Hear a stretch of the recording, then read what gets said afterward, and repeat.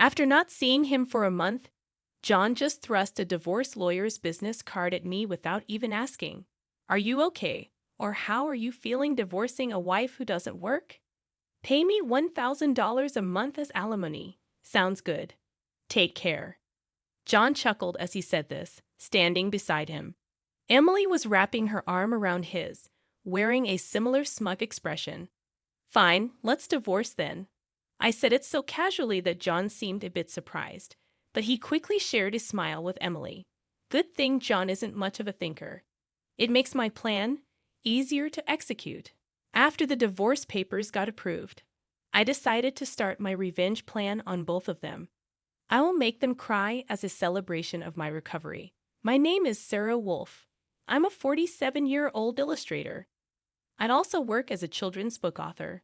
I just love drawing. I have two childhood friends, John and Emily. They're important friends to me, and John is also my husband. It all started when John asked me out as I was heading to a different college after high school. I was surprised. I'd thought he was into Emily, but I couldn't say no to a confession from John, whom I had secretly liked. After some thought and consultation with Emily, I accepted John's proposal. Emily's behavior had been a bit problematic since teens, but she was still a dear friend to both John and me. However, Emily had a tendency to snatch other people's boyfriends and then dump them once they became obsessed with her, causing problems time and again. Her parents were concerned, so John and I often spent time with her to watch over her. John and I got married when we were 25, 4 years later. Emily brought her fiancé into our lives. His name was George, a professional working for a top-tier company. Nice to meet you, Sarah and John. I've heard so much about you. Looking forward to our future together. George was very polite, and we all got along immediately. We would get together during holidays and vacations, taking trips or going on long train rides to enjoy some drinks. However, things started falling apart after Emily got pregnant 2 years into her marriage. John and I originally had many siblings, so there was no worry about an heir. So we decided we didn't need children. Both of us loved kids, but weren't keen on actively caring for them. Besides, we loved our freedom to travel and enjoy drinks. We often found it heartwarming to see families with children, but it was never more or less than that. When Emily announced her pregnancy, John's attitude started to change. He quit smoking because Emily said she couldn't stand the smell, and even offered to drive her to doctor's appointments using his vacation days. I warned him, "George might get upset if you're always with Emily." But John argued back, "You have work, don't you? She's our childhood friend, and she's reaching out for help. You're heartless." I said, "I've been buying things and helping where I can, but going with her to the obstetrician is crossing the line." When I said that, John frowned, and then he glared at me. "Why?" "Because Emily wants it, right? She says she's anxious about the checkup. I can't just let her go alone if she's anxious. All the more reason for George to go with her, right? If you go with her every time, it's almost like you're the father of the baby in her belly. John, jealous? You're not going to get pregnant anyway, so what's the problem?" He didn't take my concerns seriously, and instead started to snap, saying I was being annoying. We had hardly ever had a fight during our marriage, but things changed when Emily got pregnant. Our arguments increased, and that didn't change even after Emily gave birth. In fact, John started spending even more time with Emily and their child, Emma. But when Emma was 6, an incident occurred.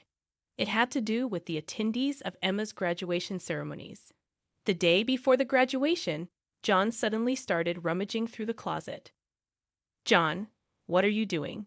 Have a meeting tomorrow." John's workplace had a casual dress code, but there was a rule to wear a suit during client meetings, so he always kept a few suits ready. But they were all thrown on the bed now. "Ah, no, just trying to decide what to wear for the graduation ceremony." "What? You're seriously thinking of attending the graduation?" "Yeah, George, can't make it. Emily asked me."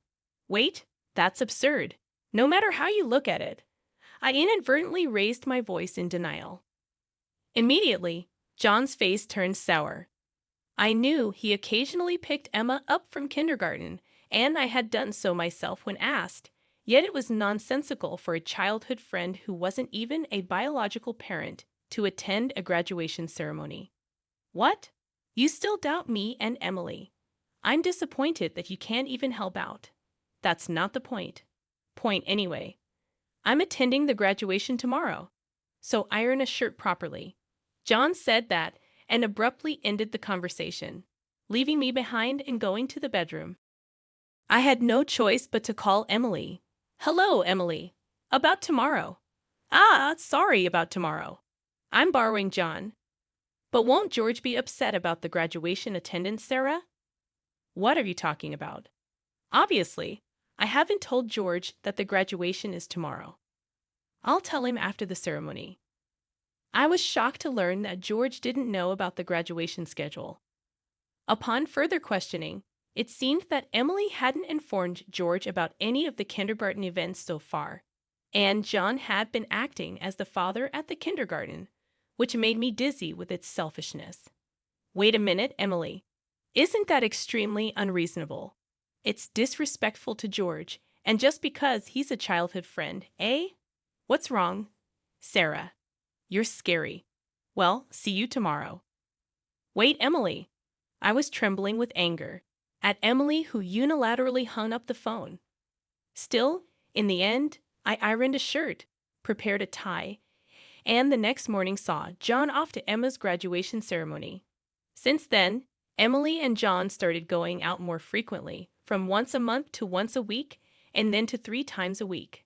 Eventually, even George seemed to have some suspicions, and one day, while John and Emily were out, he visited our house alone. I'm sorry for visiting you late at night.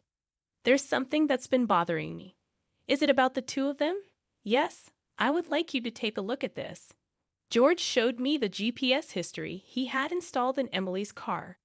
It showed that she had been staying at a hotel 3 times a week. All of those days, she was out with John, and just by looking at George's face, I understood what that meant. What do you want to do, George? I want to take revenge on those 2. Me too.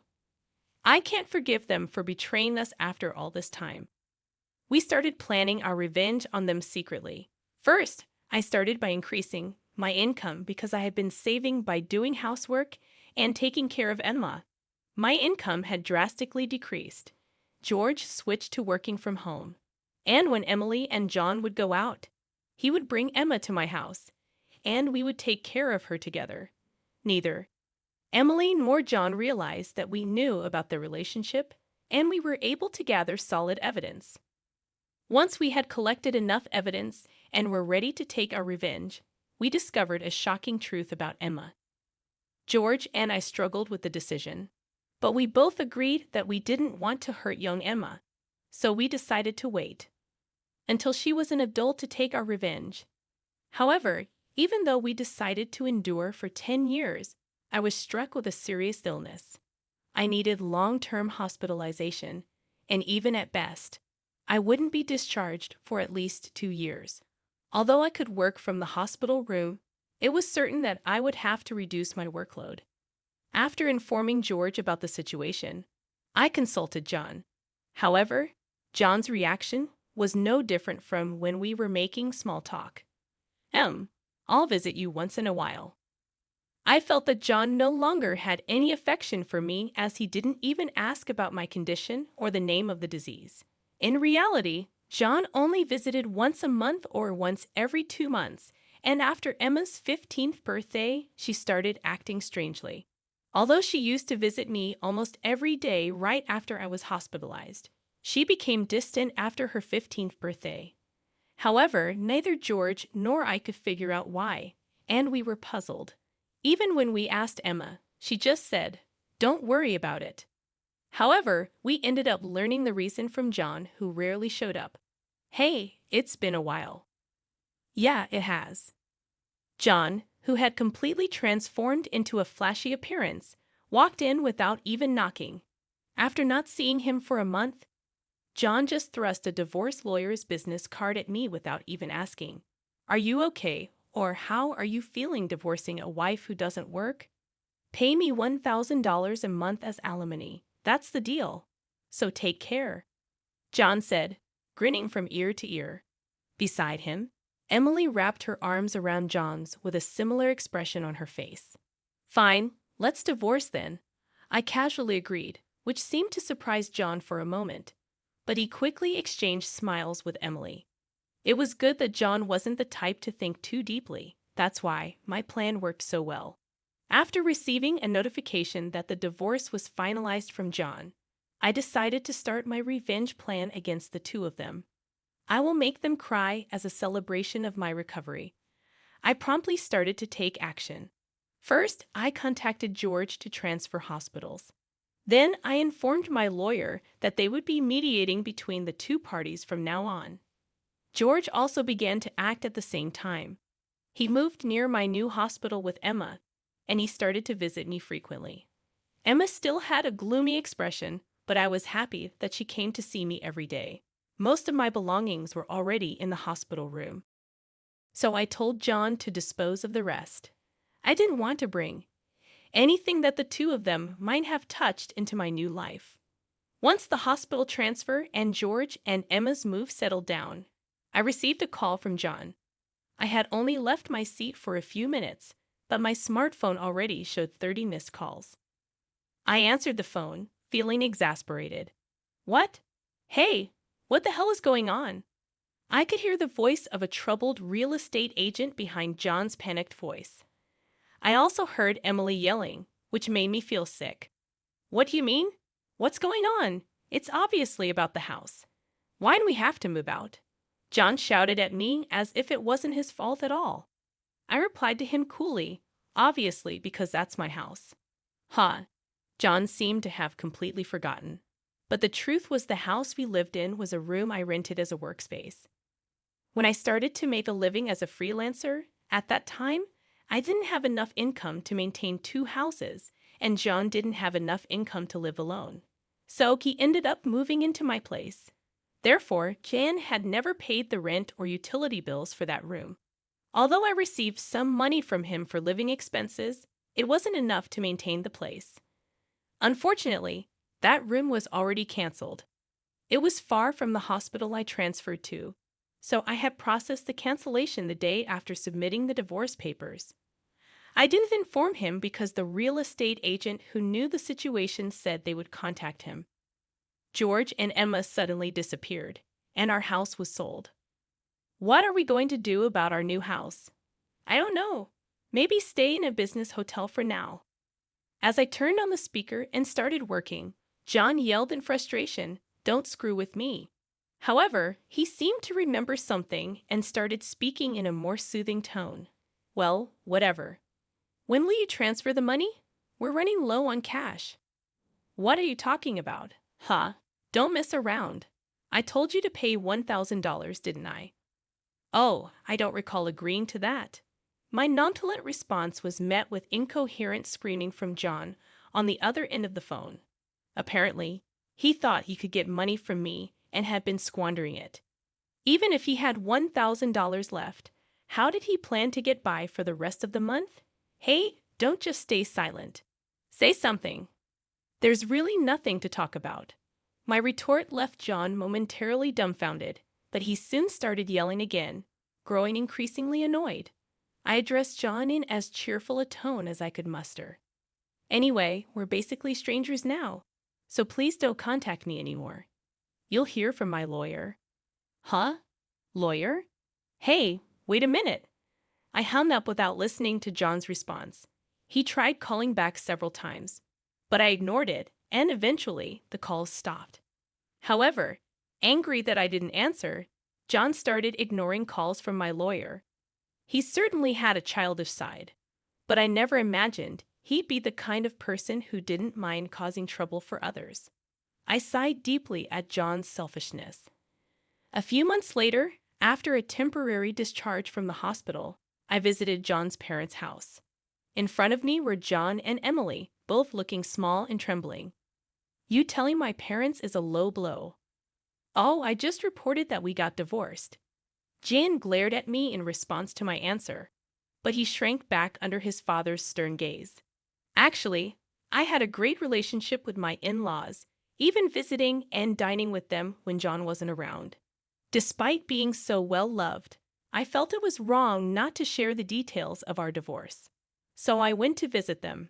Is it true that you're remarrying Emily? Yes, it's true. True. Emily, Emma, and are going to start over as a family. What are you talking about? Your only family is Sarah. She's not my family anymore. John's words made his father frown with a look that seemed to say, "Give me a break." John shook his head a few times, then handed me a piece of paper. It was a bill from a nearby luxury hotel. What's this?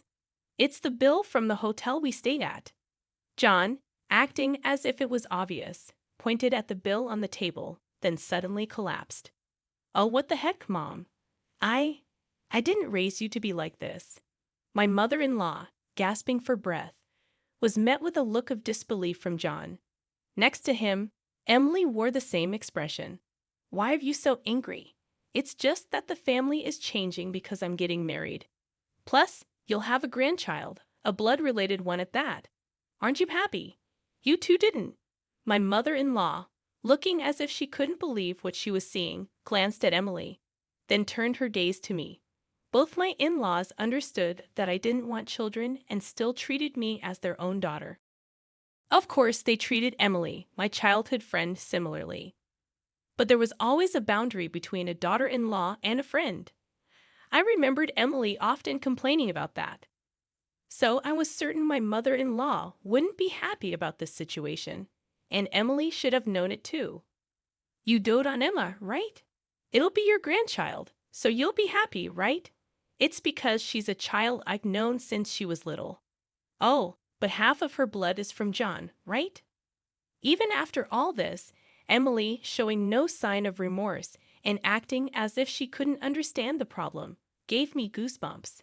At that moment, someone who had been silent until now spoke up. Enough already. It's disgusting, huh? Emma, who had been playing with her smartphone in the corner of the room, spoke to Emily without looking up. The room fell into a stunned silence. My dad is the only one I consider my father, whether we're related by blood or not. He's the only one. But you know, John has always been the one to attend your school events. I heard everything from Dad, how he was always informed of the event dates after they were over, how eventually even the events themselves were kept from him. But Dad always said I was his daughter, so I am his daughter, and I will never be yours. Emma glared at Emily as she said this. Then, sitting beside me, she switched to a more concerned tone. You know, when I found out about this, I thought you would hate me. But Dad said that wasn't the case, so I came here today. Emma, I love you so much. You were so kind to visit me every day while I was in the hospital. I was really happy, Sarah. Emma, perhaps relieved of her anxiety, teared up and hugged me tightly. It might indeed be a child resulting from an affair between John and Emily. Yet it's a child I've taken care of for 15 years. There's no way I don't have affection for her. Speaking of which, Emily, weren't you curious why I wasn't surprised when I found out Emma is John's daughter? Ah! Emily looked startled. Before she could speak, a new person entered the room. We knew from the start, 10 years ago actually. George suddenly appeared. Understandably so, as she had recently unilaterally demanded a divorce, citing irreconcilable differences. I was shocked when you mentioned divorce. Oh, and, unfortunately, you're not divorced yet. The divorce papers are still here. Didn't you notice? What? I figured it wasn't in Emily and John's nature to confirm things. But I couldn't help but be stunned that Emily, despite the 100-day waiting period for women to remarry, hadn't noticed for months. So, Emily is still my wife, and Emma is still my daughter. Well, since there won't be a wife, though. Wait, what do you mean? A 15-year-old can choose their parent. That's not true. Emma wants to be with Mom, right? Emily said that and looked at Emma. Emma frowned at Emily and held my hand. Emily was speechless at that and glared at me. Then John suddenly burst into laughter. So that's what it is. You two are together, huh? But too bad. Isn't it impossible to live on George's salary alone? Can you stop making weird assumptions? Also, it seems George earns double the amount you think. Emily knows about it, huh? It's probably a bluff. A lol. Besides, it's impossible for you to work while dealing with your illness. You'll just die miserably somewhere. This time, I laughed at John's huge misunderstanding. John, seeing me suddenly start laughing, was getting frustrated. You didn't know about my income, did you, huh? It's probably just a bit more than a part-time job. No, it's different. My annual income is $500,000, huh? John's eyes and mouth were wide open in shock. Emily was also stunned. In fact, over the past 10 years, I had become a popular children's book author, and my income had skyrocketed from essays, interviews, and the like. Moreover, a film adaptation is planned soon, so my income is skyrocketing. Liar. Oh, do you want to see this? I said that and showed Emily my bank account screen. It clearly showed a large amount of money being deposited every month. Emily was at a loss for words when she saw it. Sarah, let's make up, huh? What are you saying? Emily was furious at John's words. Blinded by the money, I watched them blankly and then opened my mouth. Well, if you want to get married, feel free. Oh, and I'll definitely take the compensation for damages, Sarah. Wait, Sarah. Ignoring John's words, I took Emma's hand, and after saying goodbye to my in-laws, I left their house. John originally worked at my father-in-law's company, but it was revealed that he was lying about going out for sales, and he was fired. My father-in-law planned to forcibly put him on a friend's fishing boat and work him to the bone. Working on a fishing boat was tough for an indoor-loving John, and he contacted me several times. But each time, I notified my father-in-law, and eventually, the calls stopped. Emily lost custody to George and got divorced. She seemed uninterested in John, who couldn't afford luxuries and didn't seem to chase after him. She was disowned by her family and lived alone in a rundown apartment. She hadn't worked at all since getting married, and since she had always made others do things for her, she couldn't do anything herself. And there were hardly any places that would hire her as a full-time employee. Still, she had to pay for her living expenses and child support, so she worked multiple part-time jobs and barely made ends meet. After entering high school, Emma worked hard every day to study abroad and go to a prestigious university overseas. Being originally diligent, her dream is to translate my picture books and deliver them to children all over the world, which makes me happy. As for me, my picture books are selling well, and I am receiving more and more offers for anime adaptations and merchandise. My illness is also progressing well, and although I am still hospitalized, my doctor recently told me that I might be able to leave the hospital next year. And one more thing, George and Emma come to visit me every day. Actually, George recently confessed to me with remarriage in mind. I haven't given my answer yet, but I can't help but have feelings for him. He said he wants to live together when I leave the hospital. While thinking about what to answer, I work on my picture books every day, hoping for a happy future for us. I weave stories again today.